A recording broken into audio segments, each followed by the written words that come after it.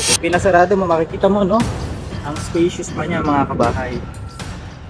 Paano po pagka nag-expand pa po kayo, no, pagpataas, so mas magiging mas mayu-utilize po ninyo yung vertical space ninyo. Kumusta po kayo lahat, mga kabahay? Kung kayo po ay kasalukuyan naghahanap ng mga, let's say, townhouses na spacious, no, pero affordable pa rin, pwede nyo i-consider yung mga townhouses na end unit, mga kabahay. Kasi mas malaki po yung cut ng lote po niya, no. Though meron pang mas malaki doon, yung corner unit. Pero ito yung, kumbaga, nandun siya sa middle. Tara, pakita ko sa inyo. So, ito ay example ng end unit, mga kabahay, no. Yan. So, pakita ko sa inyo. Yung bahay as is na yan, no. 44 square meter po, mga kabahay. Ngayon, meron ka setback dito sa harapan mo na 1.5 by 4 meters. Yan yun. Pero dito sa side, meron ka pang space po dito, mga kabahay. So probably mga 2 by 9, no? Yan. So ito, pakita ko lang sa inyo ng malayuan.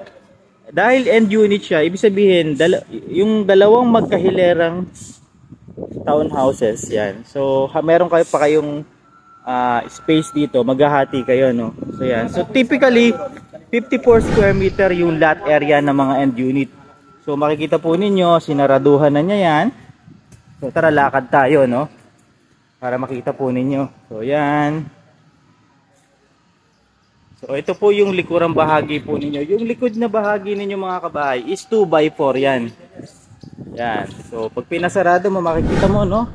Ang spacious pa niya, mga kabahay. Yan. Paano po pagka nag-expand pa po kayo, no, papataas, so mas magiging mas mayu-utilize po ninyo yung vertical space ninyo. Yan. So ito po yung example ng end unit na townhouses dito po kay Epic Homes.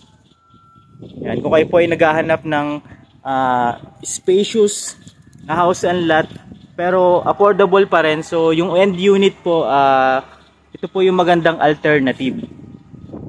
So, message po kayo, mga kabahay, kung kayo po ay interesado. Meron po kami mga ganitong house and lot dito po sa Villa Marcela sa San Rafael.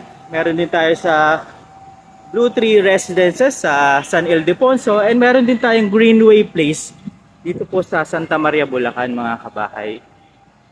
So, yan. There you have it. Very, very spacious.